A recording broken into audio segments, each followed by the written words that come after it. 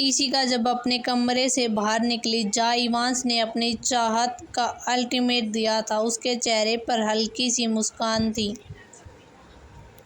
लेकिन जैसे ही वह बैलेंस के लंबी सी अनुशासन गलिस में आगे बढ़ी, उसका माइंड रीडिंग पावर और छठी इंद्रियों ने खतरे का संकेत दिया। हवा में एक अजीब सा भारेपन था। उसे महसूस हुआ कि 4 साए उसका पीछा कर रहे हैं। लेकिन ईशिका नहीं रुकी। वह जानती थी कि अंदर पार्टी चल रही और मेहमान है। वह नहीं चाहती थी कि परिवार की खुशियों पर कोई खलल पड़े। वह जानबूझकर अपने कदमों को पैलेस के पीछे गार्डन की ओर ले गई। यह हिस्सा काफी बड़ा और सुनसान था, जहाँ घने पेड़ों की छांव और फव्वारे का शोर किसी भी दूसरी आवाज को दबा सकता था। जैसे ही वह गार्डन के बीचों बीच पहुंची, वह मुड़ी। अंधेरे से निकलकर 4 नकाबपोश गुंडे उसके सामने आकर खड़े हो गए। उसके हाथों में चमकते हुए चाकू और लोहे की रोड्स थी। ईशिका ने अपनी आंखें मूंद ली और अपनी पावर का इस्तेमाल किया। उसने गायत्री सिंह के नफरत भरे विचारों की गूंज सुनाई दी। आज इस लड़की का अंत कर दो। ईशिका ने एक ठंडी सांस ली और अपनी नजरें उन चारों पर गड़ा दी। तुम लोग यहाँ तक आ तो गए हो, पर यह नहीं सोचा कि यहाँ से वापस जाओगे कैसे। उसकी आवाज में वही ब्लैक क्वीन वाला दबदबा था। एक गुंडा हंसा। उसकी आवाज बेहद भद्दी थी। हम बस तुम्हें खत्म करने का हुक्म मिला और तू यहाँ खुद चल कर आई अपनी मौत के पास। भाई दूसरे ने ईशिका के ऊपर से नीचे तक देखा और कुछ बेहद भद्दे और अश्लील शब्द कहे। इतनी खूबसूरत चीज का तो मरने का मन ही नहीं करता। क्यों न थोड़ा उसकी बात पूरी होती। पहले ईशिका की आंखें गुस्से में लाल हो गई। मैं अपनी साड़ी को संभाला और कहा, तुमने अपनी मौत को खुद दावत दी है। ईशिका ने दहाड़ते हुए कहा। वह उन पर टूट पड़ी। पहले गुंडा चाकू लेकर ईशिका की गर्दन की ओर झपटा, लेकिन ईशिका ने एक प्रोफेशनल मार्शल आर्टिस्ट की तरह खुद को नीचे झुकाया और उसके हाथ को पकड़कर घुमा दिया। कड़क आवाज के साथ उसकी कलाई टूट गई। फिर ईशिका ने बिना रुके उसके सीने पर जोरदार किक मारी, जिससे वह 10 फीट दूर पर जाकर एक पेड़ से टकराया। बाकी तीनों गुंडे उसे एक के साथ एक झपटे। ईशिका ने हवा में उछलकर एक राउंड हाउस किक मारी, जो सीधे दूसरे गुंडे के जबड़े पर लगी। उसके मुंह से खून का फव्वारा छूटा और 2 दांत जमीन पर गिर गए। तभी तीसरे गुंडे ने पीछे से ईशिका का बाल पकड़ने की कोशिश की। ईशिका ने फुर्ती से उसका हाथ पकड़ा और उसे अपने कंधे के ऊपर से पटका और जमीन पर गिरते ही उसकी कोहनी पर अपनी एड़ी से वार किया। उसकी चीख पूरे गार्डन में गूंज उठी।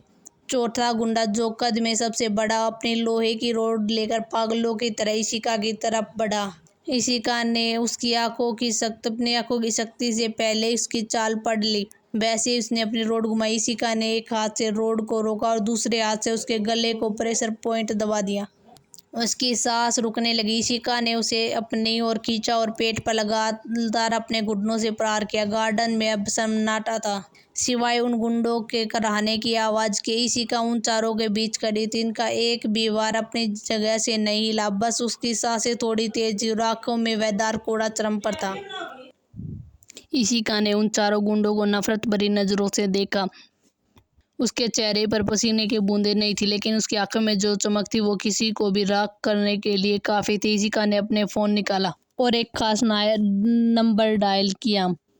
वीर, गार्डन के पिछले हिस्से में 4 कचरा पड़ा, उन्हें तुरंत उठाओ और डार्क किला ले जाओ। वही डाल देना जहां बाकी गद्दारों अपनी मौत का इंतजार कर रहे हैं। याद रहे, उनकी सांसें चलनी रहनी चाहिए, क्योंकि इनका हिसाब खुद मैं अपने हाथों से करूंगी। ईशिका ने बर्फ जैसी ठंडी आंखों में आदेश दिया। कुछ ही मिनटों में ईशिका ने गार्डन साए की तरह आए और उन गुंडों को उठाकर गायब हो गए। ईशिका ने गहरी सांस ली, अपने बिखरे हुए बालों को सलीके से संवारा और अपनी कीमती साड़ी का पल्लू को ठीक करते हुए वापस पार्टी हॉल में चली गई। ईशिका वापस पार्टी हॉल में पहुंची तो जहां संगीत और ठाकुर का दौरा भी जारी था। वह बड़ी सहजता से हाथों में जूस का गिलास लेकर अपनी माँ और चाचू के पास बैठ गई। उसके चेहरे पर वही मासूमियत लौट आई, जिसे देखकर कोई भी कह सकता था अभी कुछ देर पहले उसने 4 परिंदों की हड्डियां तोड़ी है। लेकिन अधिराज की नजरें अपनी बहन पर ही टिकी थी। उसने गौर किया कि ईशिका की साड़ी का पल्लू मिट्टी का बहुत ही छोटा सा दाग था। उसकी आंखों की पुतलियां अभी भी उत्तेजित थी। वह अपनी बहन की फाइटिंग मोड वाली वाइब्स को अच्छी तरह पहचानता था। अधिराज ने दूर से इसे इशिका की आंखों में देखा, पर इशिका ने हल्की सी मुस्कान देख अपनी नजरें फेर ली। पार्टी खत्म हुई और मेहमान अपने अपने कमरों की तरफ चल पड़े। पैलेस में पूरी शांति छा गई। इशिका अपने कमरे में बैठी थी, तभी दरवाजे पर दस्तक हुई। दरवाजा खुला और अधिराज अंदर दाखिल हुआ। उसका चेहरा तमतमाया हुआ था। सच सच बताओ इशिका, आज क्या हुआ था? अधिराज ने सीधे मुद्दे पर आते हुए कहा। इशिका जानती थी कि वह अपने भाई से कुछ भी नहीं छुपा पाई। उसने शांत भाव से पूरी घटना बता दी। गायत्री सिंह की भेजे हुए गुंडों के भद्दे शब्द और उनका अंत।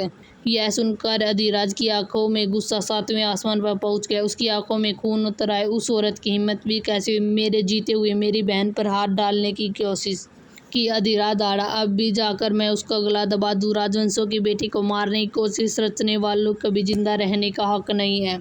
इशिका तुरंत अधिराज का हाथ पकड़ा। भैया शांत हो जाइए, अगर आप अभी कुछ करेंगे तो वह नकाबपोश आदमी सतर्क हो जाएगा। गायत्री सिंह सिर्फ एक प्यादा है, हमें असली मास्टरमाइंड तक पहुंचना आपकी शादी है। मैं नहीं चाहती राजवंशों की खुशियों में खून के छींटे पड़े। यह सब मुझ पर छोड़ दिए, मैं संभाल लूंगी। अधिराज ने बेबसी और गुस्से में अपनी मुठ्ठियां बींच ली। ठीक है इशिका, मैं सिर्फ तुम्हारी वजह से रख रहा हूँ, लेकिन याद रखे जिस दिन वह आदमी सामने आए उसकी हाथ मेरे ही हाथ होगी। अधिराज मानवी मन से अपने कमरे की ओर चला पड़ा। इशिका अपने बेड पर बैठी उसकी खिड़की के बाहर देखा, जहाँ गहरा अंधेरा था। उसे पता था कि इशिका इस वक्त अपने कमरे में पागलों की तरह टहली होगी, क्योंकि उसे उन गुंडों का कोई भी फोन नहीं आया। नई काम पूरा होने की खबर उसकी रातों की नींद उड़ा चुकी थी। इशिका के चेहरे पर एक खतरनाक डेविल स्माइल आ गई। गायत्री सिंह, आज रात तुम्हारी जिंदगी की सबसे लंबी रात होने वाली। तुमने मुझे मेरे बचपन में मेरे परिवार से अलग किया, मुझे तड़पाया। अब मेरी बारी। तुम और वह नकाबपोश आदमी दोनों अपने गुनाहों की कीमत चुकाओगे। फिर इशिका ने लाइट बंद की और सोने की कोशिश करने लगी। उसे पता था कि कल का दिन बड़ा बहुत होने वाला है। शादी का मंडप होगा, खुशियां होगी, लेकिन उस चकाचौंध के पीछे इशिका अपना चक्रव्यूह तैयार था। राजमहल पैलेस की सुबह आज एक अजीब सा भारीपन और खामोशी लेकर आई थी। लेकिन यह खामोशी सिर्फ गायत्री सिंह के लिए थी। वह अपने आलीशान कमरे में बालकनी में खड़ी होकर बार बार अपने फ़ोन को देख रही थी। उसके चेहरे की हवाइयाँ उड़ रही थी, पसीना उसके माथे पर चमक रहा था। उसने उन चारों गुंडों का कोई सुराग नहीं मिला था जिन्हें उसने इशिका का अंत करने के लिए भेजा था। दूसरे गलियारे के एक खंबे के पास खड़ी इशिका यह सब देख रही थी। उसके चेहरे पर एक गहरी और डेविल स्माइल थी। उसने मन ही मन कहा, परेशान होगा जब तक मैं ना चाहूँ मेरा और मेरा परिवार का कोई कुछ नहीं बिगाड़ सकता। अगर मैं चाहूँ तो तुम्हें इसी वक्त दुनिया से मिटा सकती हूँ, लेकिन तुम्हारी मौत इतनी आसान नहीं हुई, क्योंकि मुझे अभी भी उस नकाबपोश आदमी का पता लगाना है जो इन सब के पीछे है और जिसके इशारों पर तुम नाच रही हो। इतना कहकर इशिका वापस अपने कमरे में चली गई। शाम का वक्त जैसे तैसे शाम ढली। राजमहल पहले से एक सुनहरे लोक में तब्दील हो गई। यह सिर्फ एक शादी नहीं बल्कि दो परिवारों का मिलन था। पूरे पैलेस को सजाया गया। प्रवेश द्वार पर हाथियों की कतार खड़ी थी। राजस्थानी लोक गायक अपनी सुरीली आवाज में पधारो मारे देश गा रहे थे। हाल के बीचों बीच एक कांच का मंडप लगा हुआ था, जिसके चारों ओर असली हीरे और क्रिस्टल की लड़ियां लटक रही थी। हवा कुंड से निकलती चंदन की खुशबू से पूरा वातावरण पवित्र कर दिया था। अधिराज ने सुनहरे रंग की शेरवानी पहनी हुई थी। अधिराज अपने चिर परिचित गंभीरता लिए मंडप में बैठा था, पर उसकी नजरें व्याकुलता से समीरा का इंतजार कर रही थी। तभी शहनाई की धून तेज हुई और सबकी नजरें सीढ़ियों पर जा टिकी। समीरा लाल रंग का भारी डिजाइनर लहंगे में नीचे उतर रही थी, जिस पर सोने की तारों की नक्काशी की गई थी। उसने अपनी माँ को एक खानदानी गहने पहने हुए थे जो उसकी खूबसूरती को बढ़ा रहा था। उसके कजिन भाइयों ने फूलों की चादर को उठाया हुआ था। समीरा जब मंडप में पहुंची तब अधिराज ने खड़े होकर उसका हाथ पकड़ लिया। फिर दोनों एक दूसरे को माला पहलाई। फूलों की बारिश ऐसे हुई जैसे आसमान में सितारे जमीन पर उतर आए हों। भीड़ के बीचों बीच इवांस राणा काले रंग की जोधपुरी पोशाक में खड़ा था। उसकी नजरें एक पल के लिए भी इशिका से नहीं हट रही थी। इशिका ने आज जानबूझकर खूबसूरत लहंगा पहना था, जिससे भाई किसी महारानी जैसी लग रही थी। इवांस ने भीड़ का फायदा उठाकर इशिका के पास जाकर उसकी कान में फुसवाया, आज तो मेरी मौत का सामान बनकर आई हो इशिका। इशिका ने अपनी नीली आंखों से देखा और मुस्कुरा दी। मैं जानती थी कि अब इवांस का जुनून सर चढ़कर बोल रहा है। राजमहल पैलेस की भव्य शादी संपन्न हो चुकी थी। भर की पूरी पहली किरण के साथ ही विदाई का समय आ गया। पूरे हॉल का माहौल जो कल तक संगीत की ठाकों में गूंज रहा था, आज बारीक और भावुक हो चुका था। समीरा की विदाई का वक्त बहुत ही भावुक था। लाल जोड़े में सजी समीरा जब अपने माता पिता के गले लगी तो उसकी आंखों में आंसुओं का सैलाब रुकने का नाम ही नहीं ले रहा था। शाम ढलते ही राजवंश हवेली की रौनक देखते ही बनती थी। चारों ओर मध्यम रोशनी और इत्तर की खुशबू फैली हुई थी। आज मुंह दिखाई की रस्म थी जो सिर्फ औरतों के ही बीच होनी थी। परंपरा के अनुसार घर के सभी मर्द, दादाजी, अभिराज जी, अधिराज जी, अधीर, अमर जी सब बाहर के मेहमानों का स्वागत करने में लगे हुए थे। हवेली के मुख्य हॉल को सुनहरे पर्दे और गेंदों के फूलों से सजाया गया था। ईशिका, रूही और वेदिका ने मिलकर समीरा को तैयार किया था। समीरा ने गहरे लाल रंग और सुनहरे रंग की राजस्थानी पोशाक पहनी हुई थी। उसके सिर पर भारी मांग टीका, गले में जड़ा हुआ और हाथों में सोने और हीरे के कंगन और चूड़ियां पहनी हुई थी जो उसकी खूबसूरती में चार चांद लगा रही थी। जब वह घूंघट हॉल में आई तो शहर की नामी औरतों की सांसें थम गई। एक एक करके सभी ने समीरा का घूंघट उठाया और वे लोग उसकी खूबसूरती देखकर दंग रह गई। राजवंशों की बहू तो साक्षात लक्ष्मी, एक बुजुर्ग महिला ने कहा। दादी माँ और आराध्या जी का सीना गर्व से चौड़ा हो गया। सभी ने समीरा को कीमती हीरे और सोने के तोहफे दिए। इसी का अपनी माइंड रीडिंग शक्ति से सब देख पा रही थी कि सभी औरतों के दिल में समीरा के लिए तारीफें थे, लेकिन गायत्री सिंह को छोड़कर जिसकी आंखों में जलन साफ साफ दिख रही थी। रस्म पूरी होने के बाद ईशिका वापस समीरा को उसके कमरे में ले आई। भाभी आप आराम कीजिए, रात को रिसेप्शन है, बहुत लंबा चलने वाला है। समीरा ने मुस्कुराकर ईशिका का हाथ थाम लिया। शुक्रिया ईशिका, तुम्हारे बिना मैं यहाँ सब नहीं कर पाती। ईशिका मुस्कुरा दी। रात का वक्त रात होते ही राजवंश हवेली का बगीचा किसी जन्नत में तब्दील हो गया। यह सिर्फ रिसेप्शन नहीं बल्कि सत्ता और रसूख का प्रदर्शन था। सफेद कालीन बिछाए गए थे और मंच को हजारों क्रिस्टल और ताजे गुलाबों से सजाया गया था। शहर के सबसे बड़े परिवार अपने परिवार के साथ वहां मौजूद थे। ठाकुर परिवार, मित्तल परिवार, खन्ना परिवार आ गया, लेकिन तब सभी की नजरें गेट पर टिकी थी जहां से राणा परिवार की एंट्री होने वाली थी। जैसे ही कई लग्जरीज कारी को काफिला आकर रुका, इवांस अपने परिवार के साथ उतरा। इवांस ने आज गहरे नीले रंग का बेलवेट जोधपुरी सूट पहना हुआ था। उसका हुकुम सा वाला रुतबा और तीखी नजरें ईशिका को ढूंढ रही थी। ईशिका ने रिसेप्शन के लिए बैंगनी रंग की साड़ी पहनी थी, उसके साथ ही हीरे का नेकलेस था। कार्तिक सूर्यवंशी भी अपने चिरपरिचित अंदाज में इवांस के साथ था। जैसे ही उसने रूही को देखा तो उसने आसमानी रंग के लहंगे में एकदम परी लग रही थी। उसने अपनी धड़कनें संभाल ली। कार्तिक ने इशारे से ही रूही की तारीफ की, जिसे देखकर रूही शर्मा कर अपने सहेलियों के पीछे छिप गई। अधिराज और समीरा जब स्टेज पर आए तो आतिशबाजी से आसमान भर गए। अधिराज ब्लैक टैक्सीडो में बहुत हैंडसम लग रहा था। समीरा ने भी खूबसूरत सा बेबी पिंक कलर का लहंगा पहना था। दोनों की जोड़ी को देखकर हर कोई तारीफ कर रहा था। भीड़ के बीच इवांस ईशिका के पास जाने में कामयाब रहा। सगाई, शादी और अब रिसेप्शन, तुम हर पल और खूबसूरत होती जा रही हो, इवांस ने अपनी धीमी और भारी आवाज में कहा। ईशिका ने उसकी आंखों में देखते हुए कहा, और आप और भी ज्यादा जुनूनी हो गए हैं मिस्टर राणा। इवांस ने झुककर उसके कान के पास फुसफुसाया, कल सुबह मेरी फ्लाइट है, तुम्हें याद है ना मेरा जवाब।